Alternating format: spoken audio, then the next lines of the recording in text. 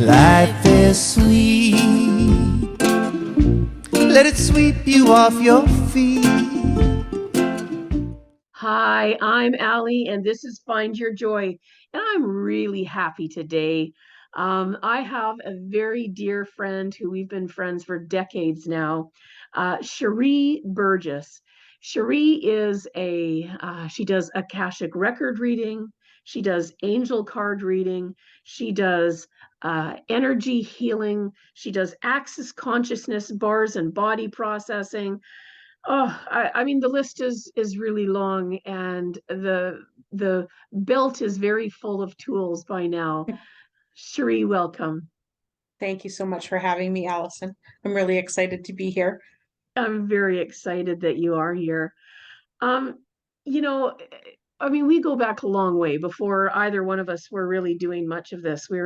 We had many other shenanigans in our rituals to find ways to heal and to figure out life. And so at some point, you started along the path. Your curiosity, I'm guessing, was raised a little bit. I don't want to put words in your mouth, but I'm going to say that there was maybe a way that you could be actively involved in your own healing and the healing of others. Would that be maybe where it started? Why don't you tell us? Well, that's part of it. Some of it is just that my family was struggling with health issues, and I thought that I should maybe, or that I might try something new, because other things, the traditional things, weren't really working very well. Mm. So I thought I would learn a little bit about this Reiki and different things that I've been exploring. It really started when a friend of mine wanted to open up a store selling gemstones and rocks and crystals and that kind of thing. And I was going to go in to help with the administration stuff, the ordering and receiving and that kind of thing. And then it sort of progressed to, well, geez, if we're going to offer these alternative healing modalities, maybe I should go and learn a little bit about them. So if people in the store had questions, then I could at least answer them. So that's kind of how I got started doing that. Oh, I remember that. I remember that store as well. So that's right around that time. Oh, that's awesome. And so the first thing you studied was Reiki. Reiki. And as a Reiki practitioner, what were some of the things that you were noticing? Like what was happening? What was happening that was working or not working that you liked and you started to pursue more? Well, before I went for my first course, I was sitting on the computer in the office, and our little dog Ivana was running around on the floor, just kind of being a bit of a pest. So I thought, well, geez, I'll bring her and put her up on the desk. So as we sat at the desk and I was reading, I just had my hands around her head, and her head felt kind of cool. So I thought, oh, geez, maybe she's got a headache or something. So I was just patting her, and I'm reading all about Reiki and what it is, and then I looked down, and she had actually gone to sleep. And I thought, well, geez, that's kind of interesting, but I kept reading, and then I was reading about the Boysen scanning that you do when you're doing a treatment, and that's just where you run your hands just above the body, and you're looking for areas where it may be cool or areas where it may be warm, and that's where you know to put your stop and put your attention there. And Hmm. that's when I realized, geez, this feeling of cool around her head I was actually doing this before I had even gone to get my attunement or anything like that. So I found that Right. kind of exciting. And yeah, she's sort of, animals are very intuitive as well. So that was kind of her way of teaching me or showing me that this was really real. Because I mean, Right. it's when you're first exposed to it, you just, yeah, okay, sure. That Right. might be a thing. What do I know? So yeah, that sort of encouraged me to follow that path. And yeah, I just experienced a lot of really unique things that helped you learn what you could do with Reiki.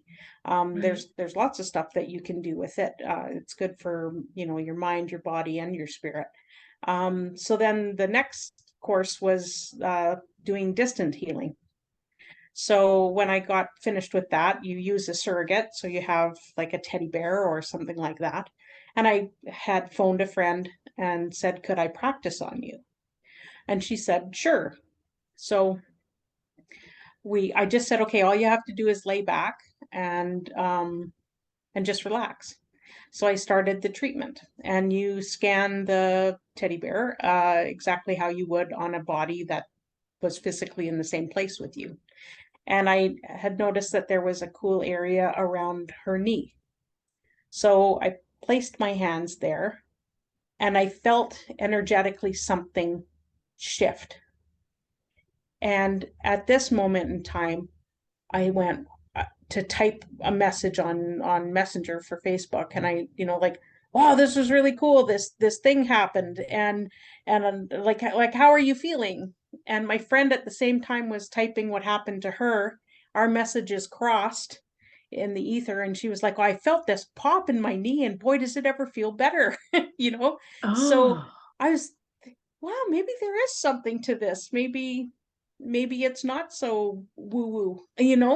right. So yeah, there's been tons of experiences that I've had in the different healing modalities that have just opened up my mind to there's a lot more that we could do with this than what we are aware of or what people talk about. Right. And what energy does, and what I love about the two examples that you're giving is that the first one, because I think what happens with some people, is that even when we have an experience, we can start to think, oh, I imagined that, or I told them that, like that I somehow shifted that. But if I'm with a dog who there's no verbal communication, there's nothing that I'm telling that dog that it should be expecting a certain thing, or there's no way to communicate that. So that's the first one. And then the second one that you did, that it was by distance. There was no communication of I'm about to do your knee and this is what I'm feeling or anything until afterwards. So I like things like that, because not that it isn't real or actually happening energetically when we're in the same room, but it takes away the wondering if it's because of a conversation I'd had. So that's an interesting point I like that. And energy is everywhere. Yes. Energy is all around us. It's in everything that we see. It's in all of these things. So it makes sense to me, the more I study energetic healing and doing it through creative ways and doing it through sound and vibrations and all of these different things that I'm learning about, it just makes logical sense. And I always say I accidentally started learning about quantum physics. And that's who would have thought that I would have ever been interested in such things? But there I was studying these different energy healing modalities and finding that all the backing it was all science. I was waiting for it to be, I don't know, a unicorn and a rainbow, something I could relate to. And there I was finding myself studying about quantum physics and acoustic physics and things like this. I was like, who knew? Who knew? So that's okay. So you started to do you've been doing the Reiki, and then you were doing the um long distance, and what kinds of things then, and then what else did that lead you to? Like, what else did you start to, because when I read the list, and I've been blessed and fortunate enough that I've been on the receiving end of some of your I'm going to call it magic, but it's not magic, but on the receiving end of some of what you do in terms of I would say you're a very intuitive, humble, gifted healer. I think if I was going to try to find words, descriptive words, and right now I'm just going to tell a few stories. So I came from a Christian background, so things made me nervous. And I'm just going to say that the very first thing that you did in anything we've done is kind of address that and say, okay, so we're going to only do what you're comfortable with.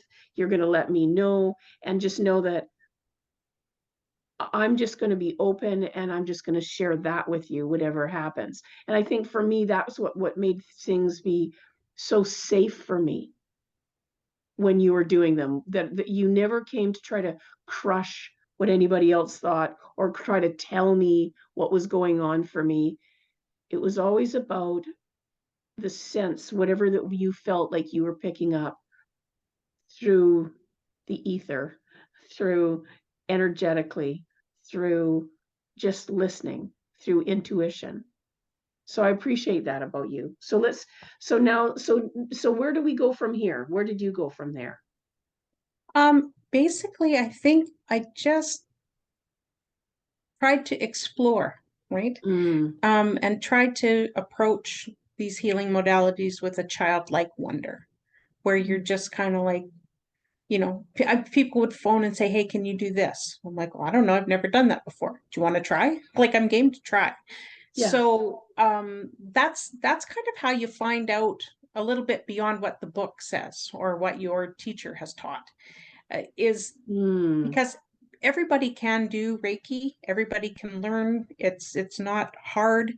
It's not a demanding discipline, but we are each unique and individual, and we each have our own gifts that we bring to whatever modality we practice. So you may not have read or been taught that you could do something, but that doesn't mean that you can't do it. It's just the circumstance and the safe space that you create where you can learn, what else can I do with this? Because there's always something else. Right. For example, I was doing a Reiki session on a client, and I was down around the knees, moving towards the feet on this particular gentleman.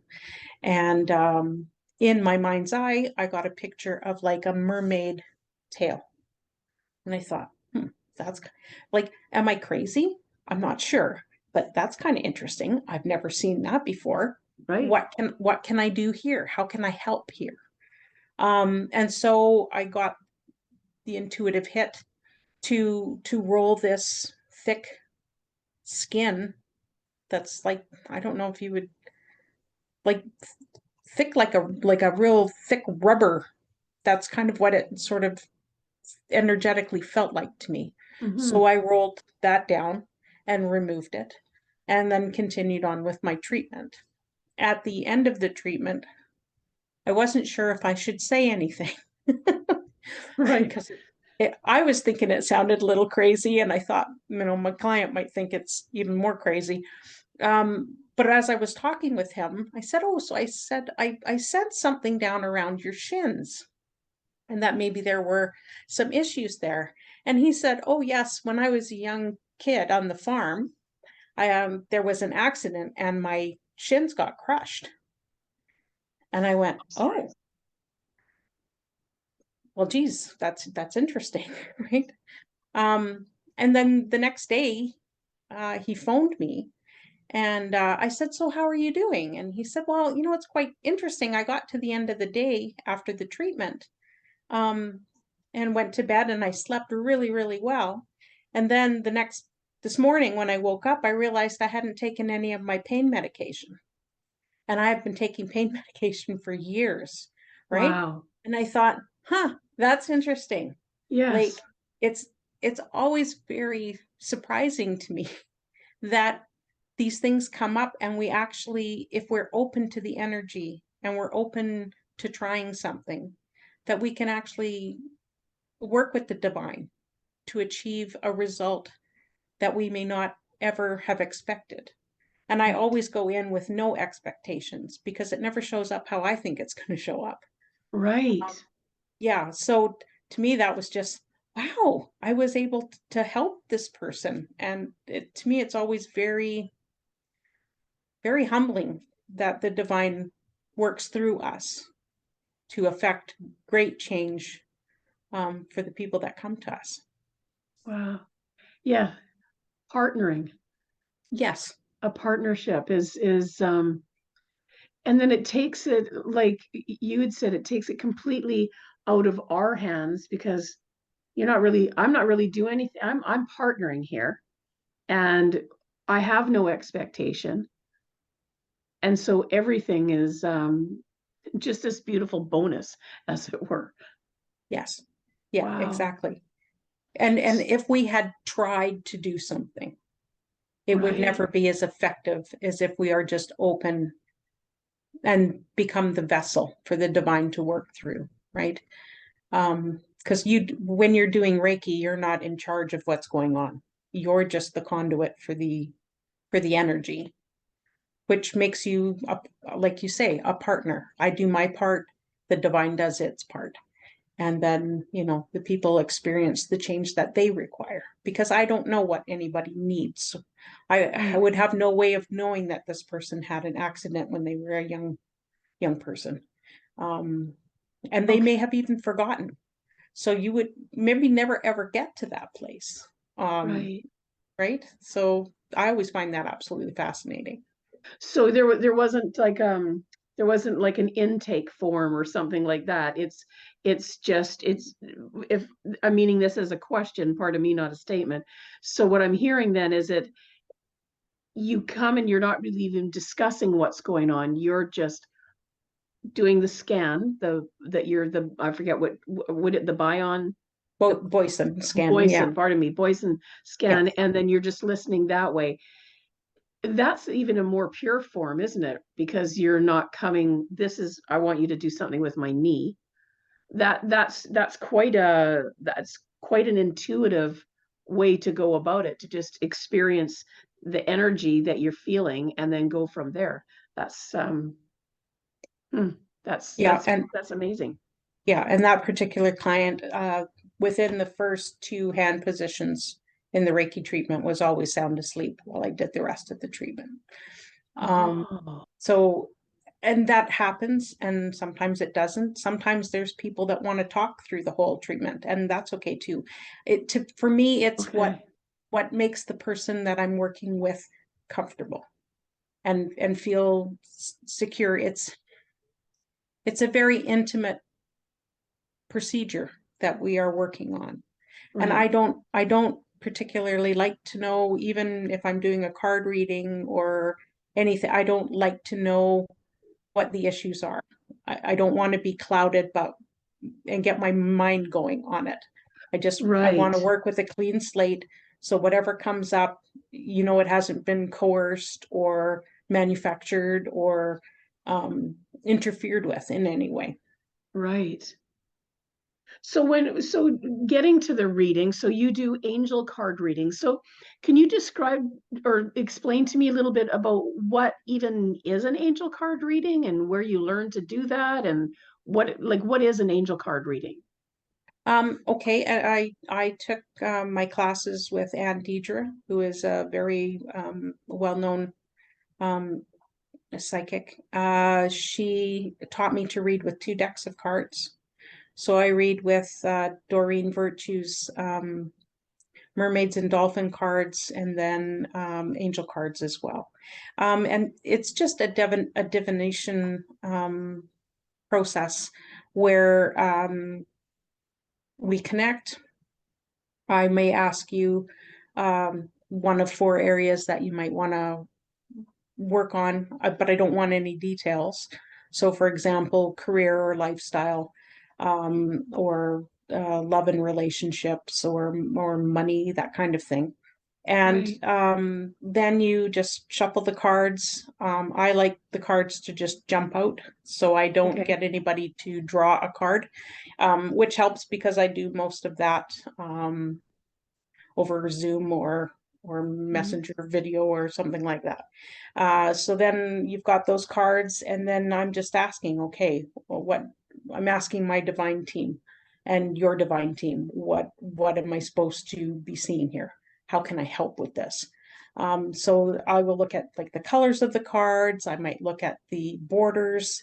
There will be pictures that may jump out, like there might be, 3 mermaids on a card, which means to me that someone and is helping you. There are 2 other people in your circle that are supporting you in this particular aspect of your life.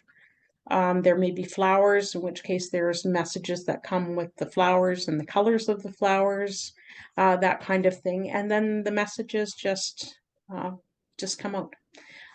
It's sort of almost like a channeling. Right, right, Okay, they're showing me this, and in during the reading too, I might have a part where I'm just kind of stumped. I don't know where to go, and I will just ask intuitively, okay, what else do I need to know about this for this person? And then the messages come out. So, and it's interesting because a lot of people will say, geez, how could you have even known that? Well, I didn't know it. And I'm just giving the information that I'm being given. And right. I don't try to filter it. I don't try to interpret it. It's what I say is what's meant to come out, and it's for that person's benefit, not mine. I don't have to understand it. And some stuff Right. that comes out, there's no way you could understand it. So you just kind of go with the flow and see what happens. Right.